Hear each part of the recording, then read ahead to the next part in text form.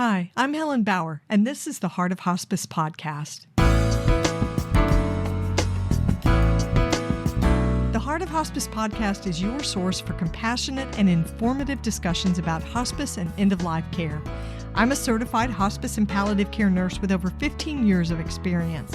Whether you're a caregiver, someone with a serious illness, or you simply need to know more about hospice care, this podcast is for you. Join me as we explore all the aspects of hospice, from the details of caregiving to the emotional and spiritual dimensions of end-of-life journeys.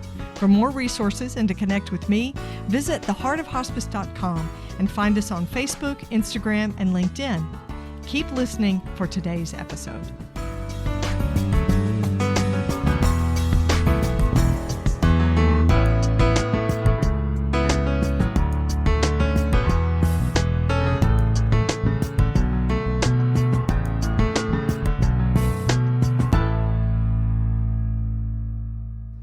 This is the Whole Care Network.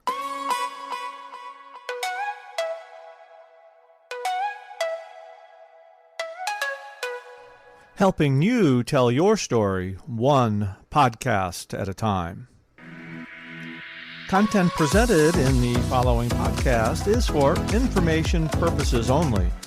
Views and opinions expressed in this podcast are solely those of the host and guest and may not represent the views and opinions of the Whole Care Network. Always consult with your physician for any medical advice, and always consult with your attorney for any legal advice. And thank you for listening to the Whole Care Network.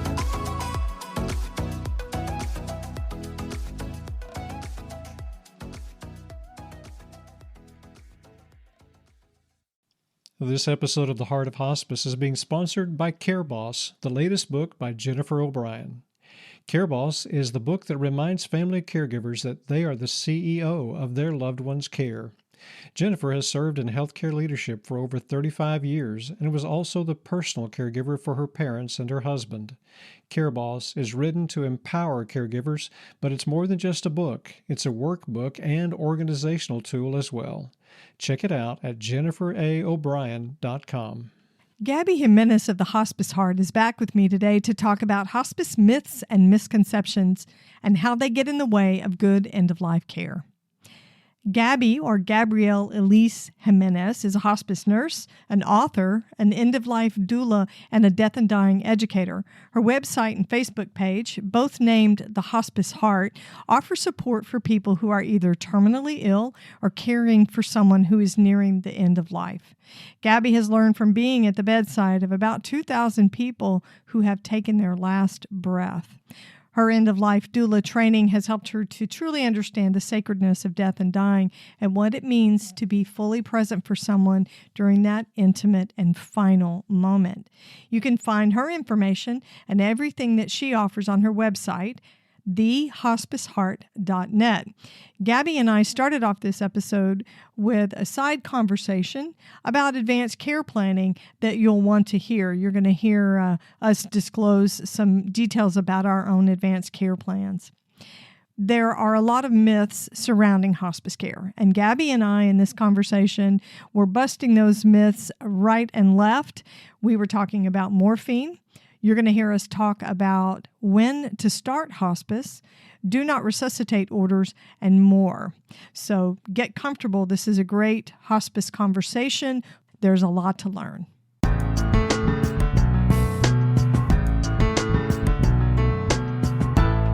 My friend Gabby Jimenez, welcome back to the Heart of Hospice podcast. Thank you for having me. We've been doing this for so long now. I think we're like once a year practically. Maybe more than that. Maybe we should make it more than that. We should make it more than that. We should. Sounds like a plan that we can get started. I'm so glad to have you back on the show because today we're talking about one of my favorite topics, and I know that you share my enthusiasm and passion and a little bit of outrage for myth busting when it comes to hospice and end-of-life care. And that's what we're talking about today. Well, it's a good topic because I think if we could calm some of the myths and misconceptions, maybe we could reduce fear. I agree. Well, to get us started, I have an icebreaker question that I picked from the End of Life deck. Okay, I'm ready. So this one's a simple one, at least on the card it is. It's called Official Officiant. And the question is, who would you want to officiate your memorial service or funeral? Or would you want an officiant? So my plan is that I'm going to be cremated and that my ashes are going to be scattered in the ocean. So it would be somebody that might lead the ceremony of sorts. I think, to be honest, if I was going to have someone do it, I would probably ask for Gary Pasternak, who is a doctor I worked with for years and years. He's my mentor. He's my friend. I would ask him to speak and to get things started, because he has this gentleness about him that would bring everyone else in and give them some peace during a difficult time. I think I would just have him start. And there's a few friends I have that I would maybe ask to read something, but I'm not going to have a big service. Mm-hmm. So for me, it would really just be about bringing everyone together. And I never thought about this until just now. So this isn't in my list of wishes. So this is a great question, because I would like him to do that. That's perfect. So this is why asking those questions and playing those games and using those cards, that's why it's so beneficial. There are things that we haven't thought of before. It stimulates and starts those conversations, helps us to think through those things. And so thank you for being so open in answering something like that. I think it's really important for end-of-life workers to realize that we are the same as everybody else when it comes to advanced care planning. We don't like to have those conversations.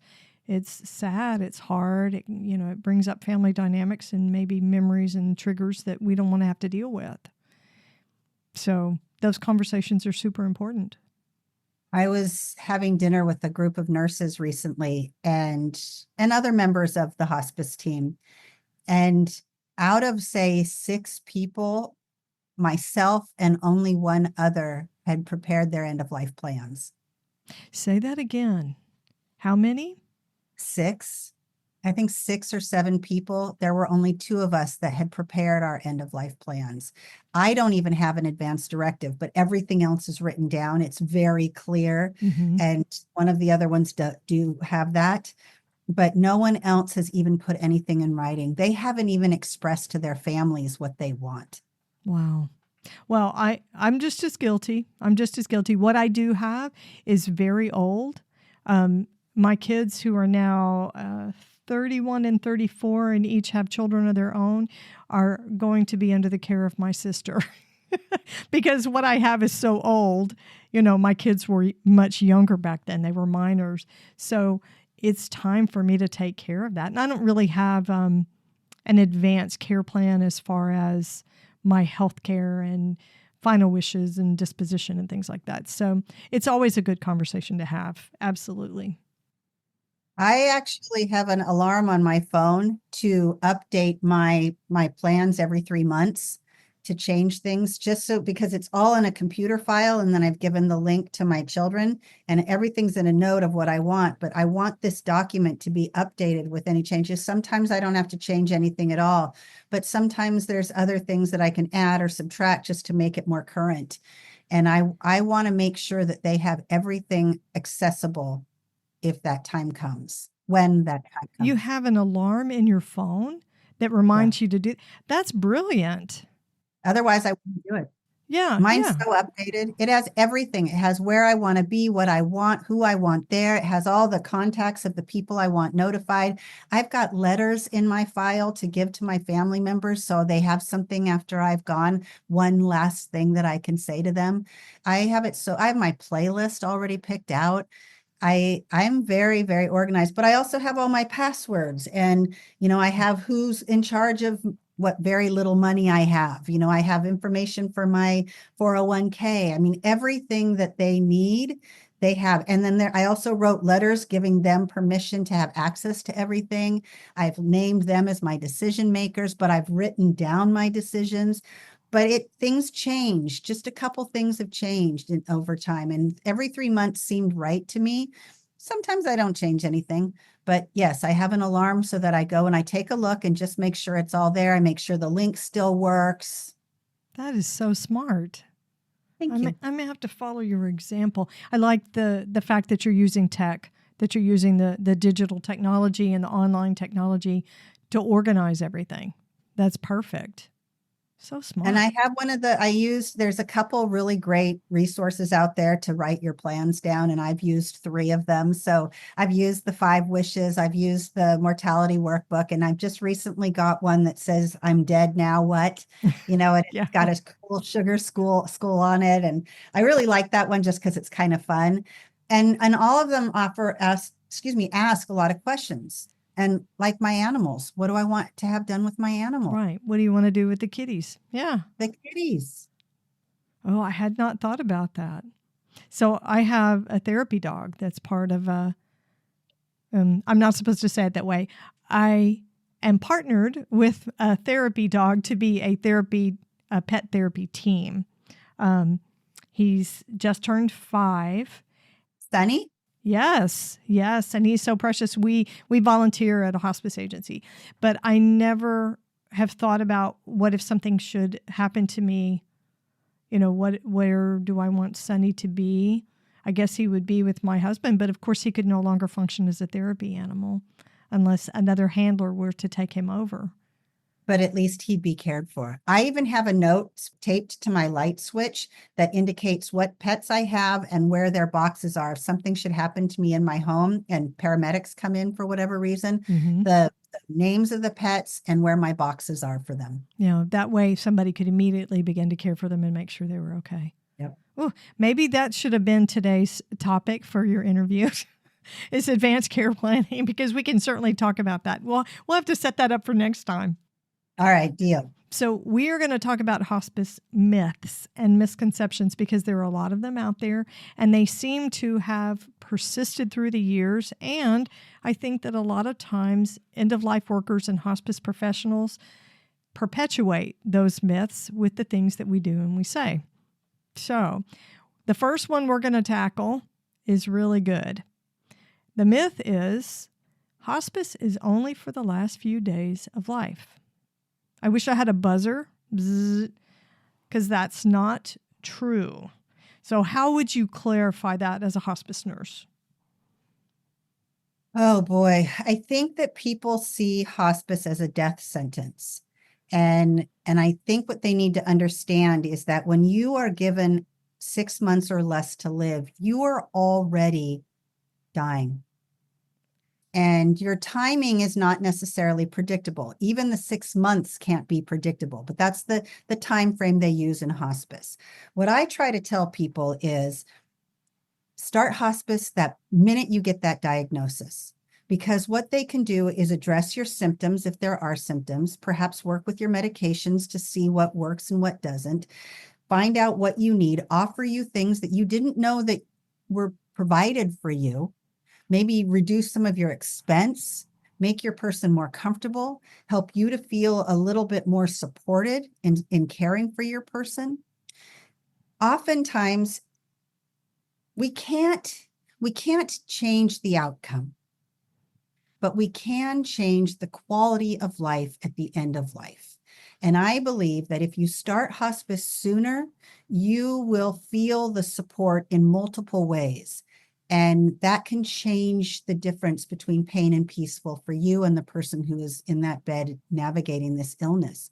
I like to say that hospice is not a diagnosis. It is a plan of care for the diagnosis. Can someone graduate hospice? Yes, if their symptoms are managed and they're not showing signs of decline. Sometimes someone will be off hospice for another year or 2. Does it happen often? No.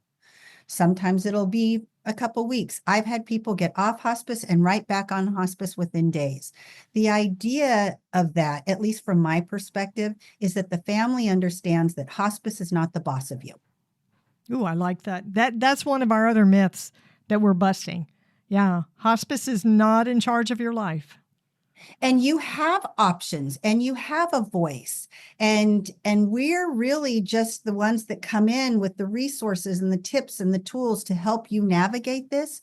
But at the end of the day, it's your voice that we hear. It's what you need and want.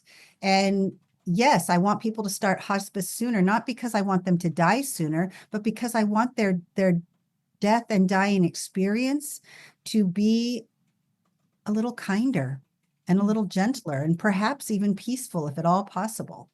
Well, that is one of the myths, is that you have to have one foot in the grave and the other on the banana peel before hospice is appropriate, which is not true. Hospice as a philosophy, an interdisciplinary approach to care, is designed to help you thrive and improve quality of life in the months and weeks before a death, not just those last few days. And it's really much easier for a hospice team to support a family if that relationship starts earlier. Absolutely. Okay, but let's cut back to one of the points that you made. One of the myths that people think is hospice is a diagnosis or a place you go. There are places where you can receive hospice care, but hospice is not a diagnosis. It is a philosophy of care, like oncology is a type of care, but you don't go to oncology to stay when you're getting the treatment. Hospice is a type of care that you can receive if you have a terminal illness or a life-limiting illness, which is a much easier term to understand. But a lot of people do think that hospice is a place. Do you see that misconception quite a bit? Yes, I think, that's a really good thing that you're saying, because I have experienced family members not wanting to go on hospice because they're thinking that their person will be taken somewhere. Yeah, that they're going to be taken out of their home. Yes, and hospice, which people don't realize, some places have a hospice house. Some you might go to a facility, an assisted living or a board and care. You can have hospice within those. Yeah, that's just considered your residence. Right. Yeah. And you can have hospice care in the hospital. You can have hospice care in your home or in a friend's home. They don't have to leave your home to receive hospice care. In fact, that's when it's most beneficial because of what is available to you in the home. Right. But so many people confuse it with being a place, because Yes. there are facilities, there are hospice houses, there are freestanding crisis units that we call GIP units that are for hospice. But the majority of our patients, something like 97% of our patients, receive care wherever they call home. And that can be an apartment, a nursing home, a private residence, a halfway house, on the streets, a shelter, that sort of thing, wherever that person calls home. So I think there's a lot of confusion about where you can get hospice. So we definitely want people to know that it is a philosophy of care and not necessarily a place. That was a good one. That is a good one. Okay, here's another one that you pitched to me. People die when they start hospice. And I would add, people die because they start hospice. All right. So they're already dying. Right. And I'm not one to mince words, but I think it's really important to know that if someone is declining from age or illness, and it is suggested that they have 6 months or less to live, which we said earlier, they are encouraged to start hospice. You are not going to die sooner. The body knows what to do. And wherever it is in this stage of illness and decline, some people don't have pain. They don't have a whole lot of physical symptoms, but most people do. But even that is not enough to be able to predict when. So if someone comes on hospice and they die shortly after, I take that to mean that their body was ready. I wish they came on sooner. Right. But the body knows what to do, and it's going to let go when it's ready. Some hold on for a longer period of time than we hope for, right? We of course, we all want more time, but not like that. Right.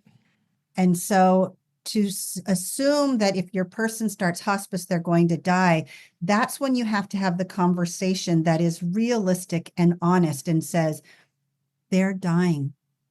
How can we help you, help them to ensure that their landing is softer and their care is good? That's what hospice does. We don't speed up the process. They people ask why my mom had all these medications. She started hospice and they took her off all her medications and then she died. Oh, Those medications were not serving purpose. In fact, in many ways, they were complicating things. and that's another myth, that hospice another will myth. automatically take all your medications away from you when you start your care. And that is not true. We do not do that. That is not the way that works. It is not the way, right?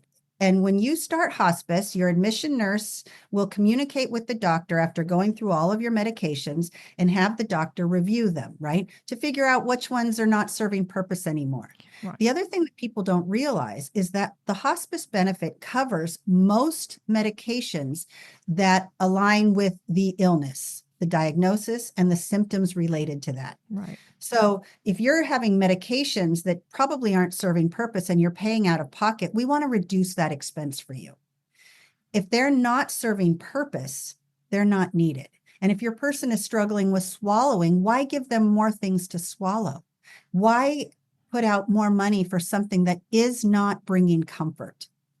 Sometimes you might be taking a medication that is not covered under hospice, and the doctor might look at it and say, we have something similar. We're just going to change the medication so it can be covered under the hospice benefit.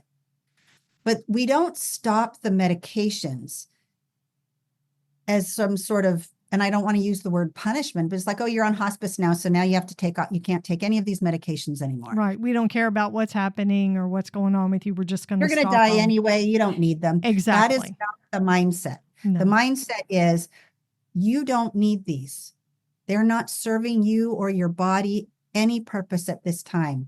They're ridiculously expensive. We don't want you to absorb that cost. We also want to make things easier for your person and limit what they have to do each day. Right. And if there are medications that we think you should stay on, we're going to cover those. And if we can't, we'll be honest with you about that. Perhaps, again, like I said, we'll find something else that aligns with that is under the formulary. Right. And there are other ways to get meds paid for. Yes. And Right. we'll help research that as well. Hospice is not in the business of taking steps to speed up the process.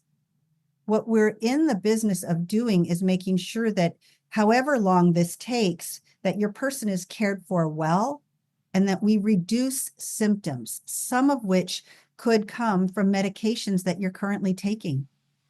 That's true. I think the biggest point to put an accent on there is that hospice never accelerates death. We don't postpone it. We support you while your body does its work that it knows how to do to shut itself off. This conversation is so good, but we're going to take a quick break. Hang on for more great content. This episode is being sponsored by Care Boss, the latest book by Jennifer O'Brien. More than 54 million Americans are serving as unpaid caregivers for family members, friends, or neighbors with serious illnesses. Very few have received the training, guidance, or emotional support they need to succeed in this role. Care Boss, the newest book by healthcare leader Jennifer O'Brien, fills this need by identifying and empowering the family caregiver as the leadership position it is. Jennifer shares her motivation for writing Care Boss. I wrote Care Boss because I have been a serial family caregiver and I have been a serial CEO in healthcare. And it occurred to me that the family caregiver position is indeed a leadership position. I would go so far as to say it is a leadership position of greater importance than the CEO of a Fortune 500 company because this is your person. Jennifer writes with compassion and hard-earned wisdom. Readers will appreciate the empowerment and camaraderie they find in the pages of Care Boss. Care Boss is more than just a book. It's a workbook and organizer that enables family caregivers to lead their loved ones' care sensitively and effectively. You can find Care Boss at your local indie bookstore or on Amazon and at jenniferaobrien.com. Let's talk about morphine, because so many people are afraid of morphine, and that's a huge myth when it comes to hospice, that they're going to give you morphine and you're going to die immediately. Well, first thing to know is not everybody gets morphine, because not everybody needs it. And the second thing I would say is you always have the right to refuse any medication, or the person who's speaking for you has the right to refuse that. What type of education do you provide around morphine when you're working with a family? This is a great topic because it is the one that people struggle with most. When you start hospice, the hospice will send over a bag, a kit of medications. They're usually similar to morphine, lorazepam, Ativan type medications. Now they're sending them to you so that they are in the home. Right. In the event a symptom arises that there are no other medications that can, help with that. And that way our triage, our nurse that arrives to support you, they have something to work with. Some people use all of them. Some people use none of them. It's just in the house so that we know it's there in case it's needed. The initial order, which is a PRN as needed order, unless the doctor has created an order that they need to take it scheduled, let's say for morphine example, is usually a very small amount, usually about 1/4 of a 1 milliliter syringe. It is not enough to end a life. The body reacts differently to medications. So you never know how someone's going to react. Some they'll take that little bit amount and it works great, no pain for hours. Some that it doesn't help them at all. Some have the opposite effect. So when we give medications, we base it on how it's working for that person. We try it out. We give a little amount. Then we see how that's doing. We either pull back or we give more. But even if we doubled the 1/4 of a syringe, it's not enough to end a life. The way I explain it to families is that when someone, for instance, is suffering with pain or shortness of breath, which morphine really addresses beautifully most of the time, when morphine is given, it's as though it goes directly to those areas and allows the body to just relax and succumb to what it was already doing, but with a little less pain. Right. Did they die from the medication? No. Could they die after taking it? Yes, but here's why. Because the pain was at this level that was unbearable. The medication was given. It reduced the pain. The body was not fighting as hard, and therefore it gave in to what it was trying to do. Right. So what people need to understand is that we do not give enough medications to end a life. The medications are there to reduce the symptoms that are causing suffering at the end of life. Your person is already going through the decline and the dying stage. And this is all part of the process. And sometimes there's pain, and sometimes there's shortness of breath and agitation and delirium and confusion. All of these are things that could and often happen at the end of life. And we have the medications that address it in such a way that it reduces not just the symptom itself, but the agitation and the anxiety that the body has reacting to all of that suffering. Right, right. And that's what a comfort pack is for, the bag that you're talking about. Yes, those medicines are for those, the big boogers that we deal with when it comes to symptom management, shortness of breath, pain, things like that. But morphine has such a bad rap. It has a negative connotation to the name. Yeah, I mean, I get it, right? When my father-in-law was actively dying towards the end of his life, he'd had a stroke, but he had end-stage Alzheimer's and was on hospice. We needed to bump up the dose of his med, and it was within the parameters that the hospice nurse had given. She said, here's where he is now, but you can increase it if you needed to. And he was panting to breathe. And so I brought that up. I said, he probably needs a higher dose, but the family didn't want to give it. They asked me to do it. And just because I was there and I was familiar with morphine. And so after I gave him the dose, he got comfortable. It was fine. Breathing was much more relaxed. He went from like 36 a minute down to 20, which is much more comfortable. But I left there, and afterwards I thought, on my way home, what if he dies after I give him this dose? Are they going to blame me and think that somehow I killed him?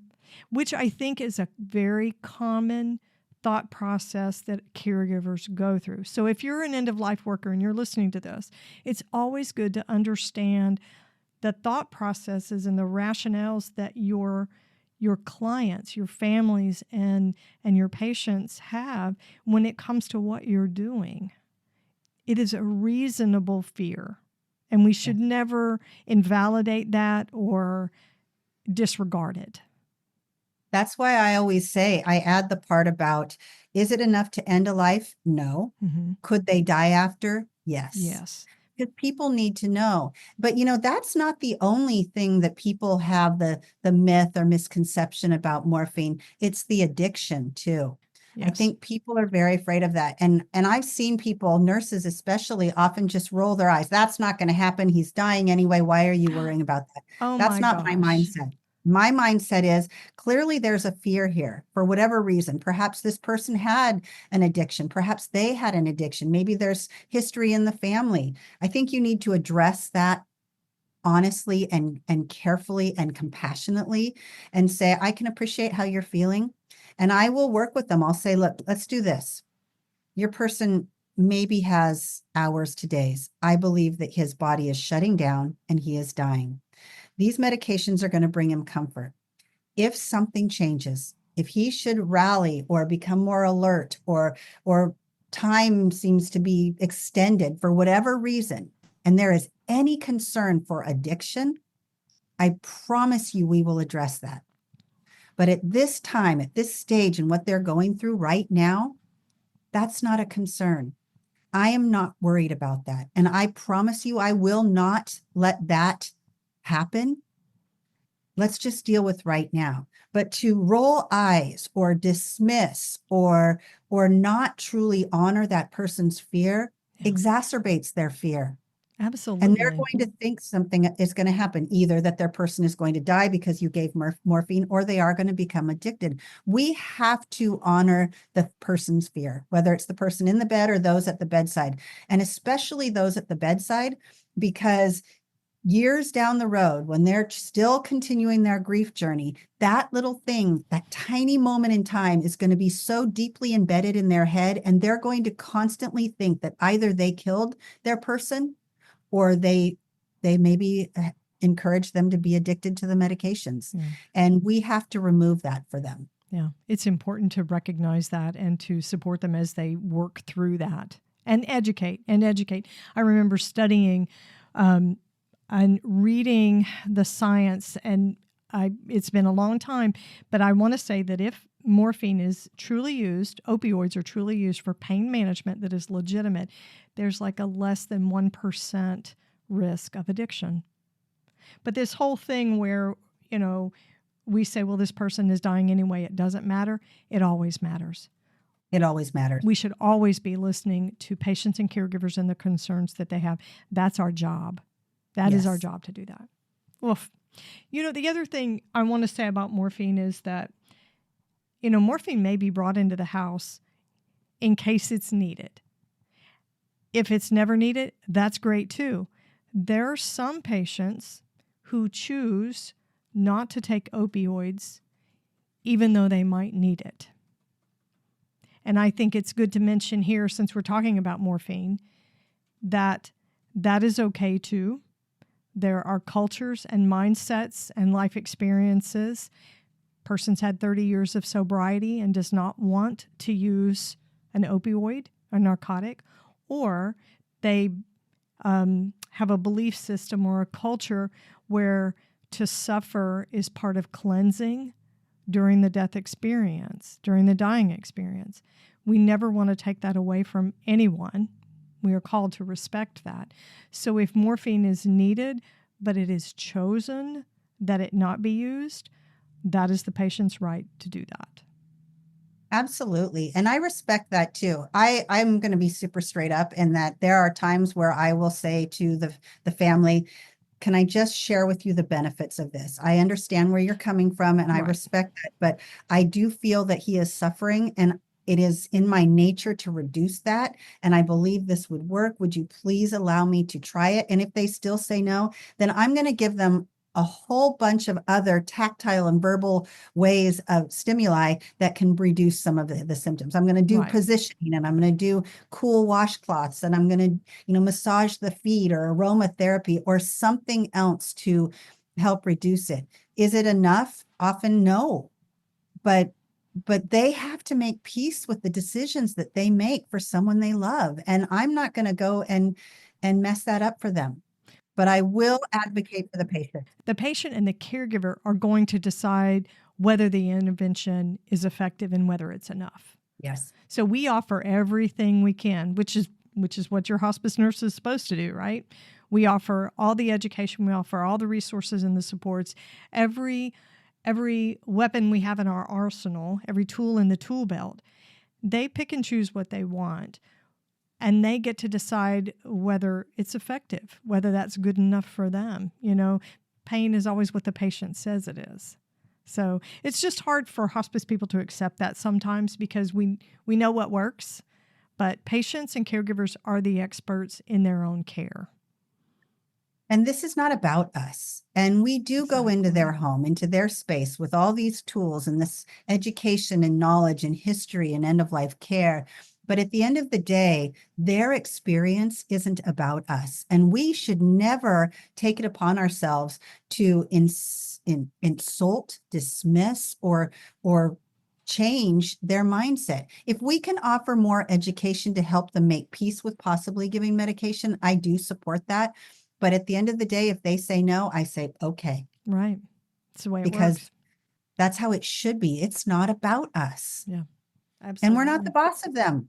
I love that. I'm not the boss of you. Not the boss of them. True. Okay. We're going to get close to time in a few minutes, and we have so many myths that we wanted to get through. But so here's a big one, and you had sent this to me, and I think it's super important. The myth is that hospice will provide caregivers like aides and nurses that will stay all day or come every day. Yeah, that's a big one. I need my buzzer for that one, don't I? Bzz. So the first one is hospice does not provide caregivers. No. What hospice provides is a social worker with a lot of resources to help you find a caregiver and ways to help, find a reduction in costs and what's available to you as far as that, because caregivers can add up, especially if you're needing one 24/7. Sure. But hospice does not provide a caregiver. Hospice does provide a home health aide, which can come anywhere from 1 to 5, sometimes more times a week, to do bathing, to change the linens, change the clothing, and put the person in the shower or do a bath in the bed. They're usually only there for an hour, 2 at most. Right. And that is all they do. They don't do laundry. They don't clean the house. They don't do anything they don't prepare meals. They address the cleanliness and care of the person in the bed, Right. but that is their only role. Now, as far as nurses generally, when you first start hospice, depending on what your symptoms are, you will see a nurse, your case manager, once a week. If there are symptoms and they need to be seen more, you might see other nurses as well as your case manager, just depending on where they are on this journey. It could be that they're actively dying and a nurse will come every day. If they're having wound care that needs to be done 2 or 3 times a week, you'll have a nurse that comes that many times to do that, or a Pleurex draining or something along those lines, then you'll see the nurse more frequently. It really is about symptom management. There's a thing called continuous care. When a patient is having a lot of symptoms that cannot be managed by their caregiver, their family member, and maybe they're needing medication given around the clock, or they're needing somebody at their bedside 24/7 because there isn't anyone there. Hospice does offer continuous care where a nurse would be there. But if the symptoms are reduced, the nurse leaves. So it is only if symptoms need to be managed. And And it's usually in bouts of 4 to 8 hours, I believe. I think it's 8 hours. Yeah, it's very badly named because the hours don't have to be continuous. It's a little complicated on the regulatory side for the hospice agency. And of course, that's not the patient and the family member's issue to have to deal with. The hospice is responsible for that. But I think the fact that they call it continuous care is misleading. Because it doesn't mean we're going to be there 24/7 for an entire week. It is chunks of hours. It can't be less than 4 hours or we don't get paid. And also, not all of it's provided by a nurse. 50% of it has to be provided by a nurse. The other 50% of it can be an aide. But when you're talking about medication administration that might need to be frequent to manage symptoms, an aide can't do that. So it's a little confusing. And I do think that people see that written on a hospice website and they think, oh, they're going to be there around the clock. When in fact, there's no hospice agency that's set up to provide care like that. That isn't what we do. That's not what we do. And actually a good example, I was with a family the other day and the woman said, my sister's brother's wife, I can't remember how it broke down, but she said she had a nurse every day and the nurse was there for several hours. And I said, okay, first of all, did they have a lot of symptoms? The first day, yes. And I said, did they hire a private duty nurse come in? Oh, I don't know. You can do that. Yes. You can have a private duty nurse come in and she can be here however long you hire them. But that's not how hospice works. But her mindset was, oh, good. And it was the same with caregiver.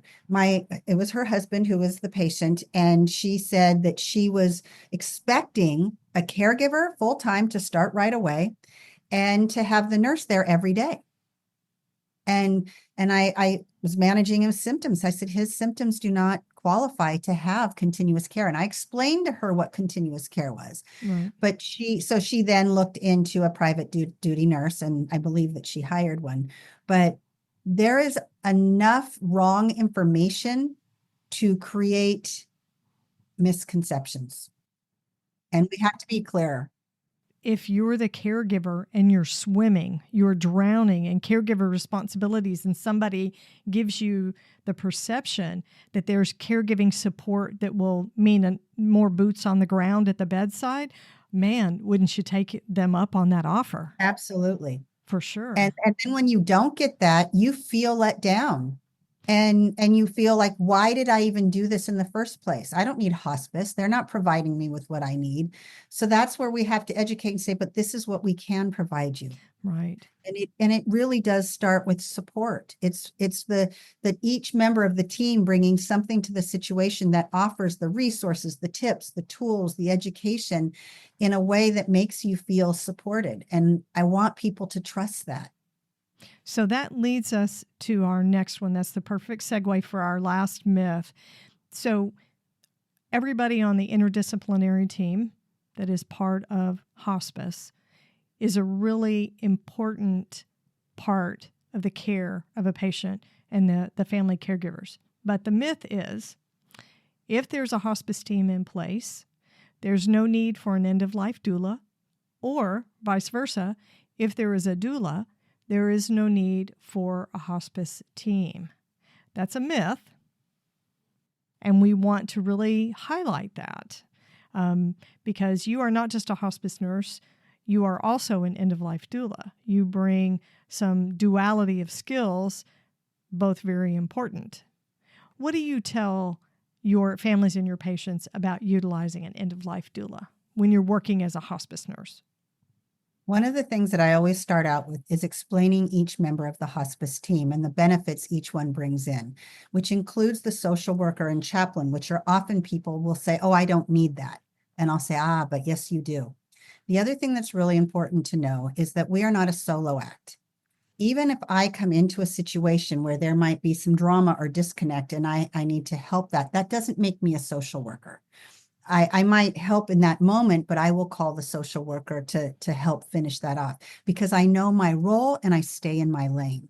Sometimes we have to wear different hats, But at the end of the day, the hospice team collaboratively works together to ensure that the patient and the family are cared for and supported well. We need that in place.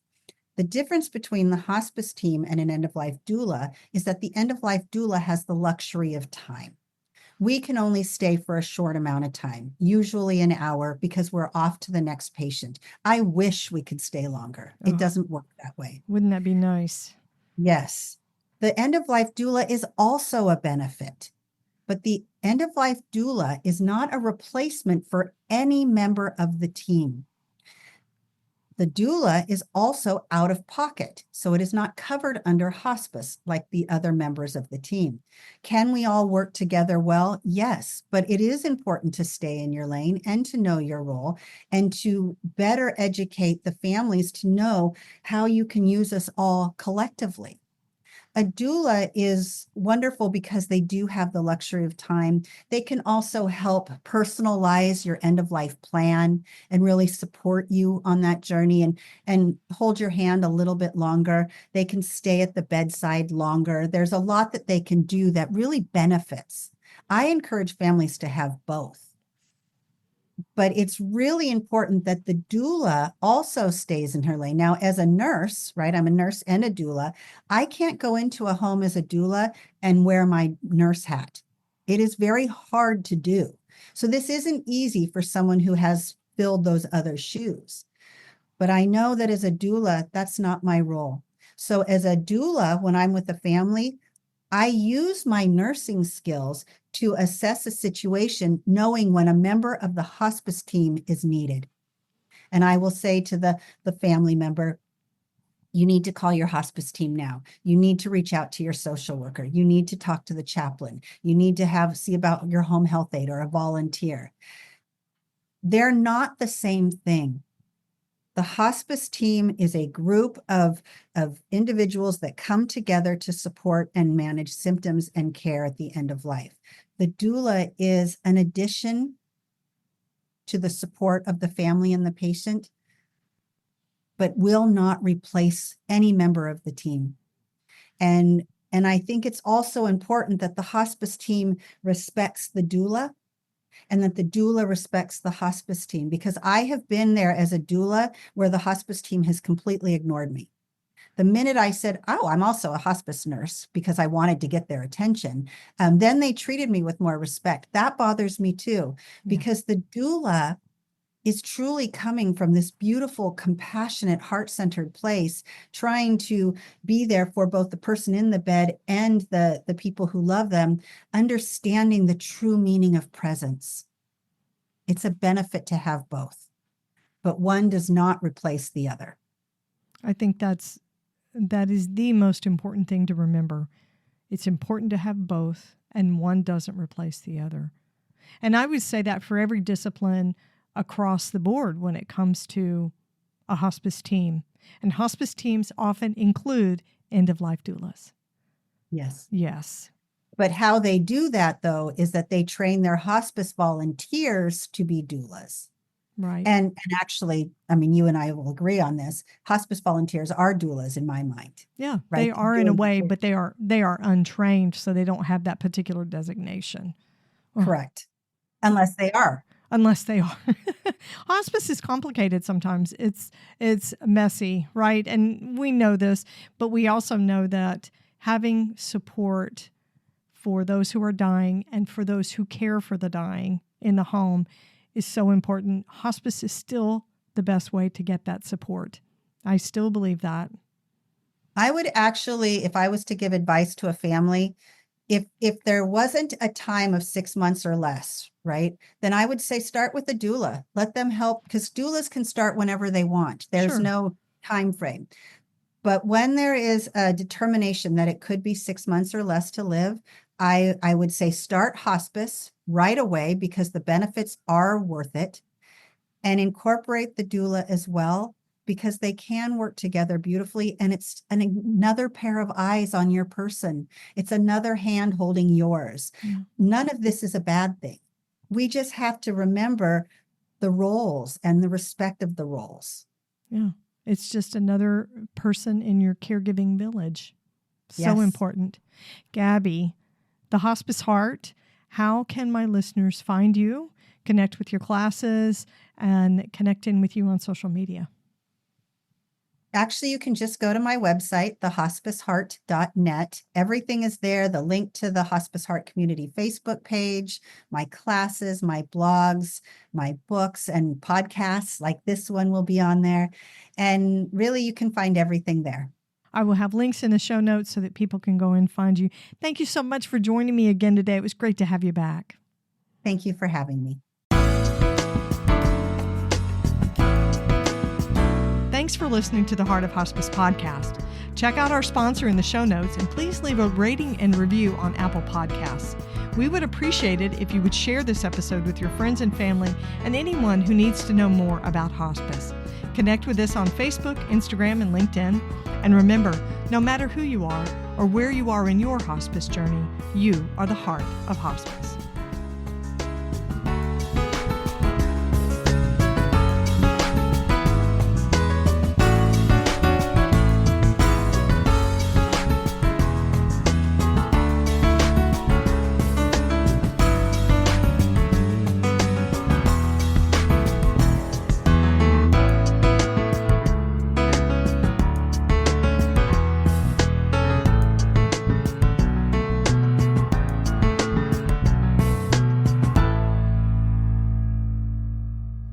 This is the Whole Care Network.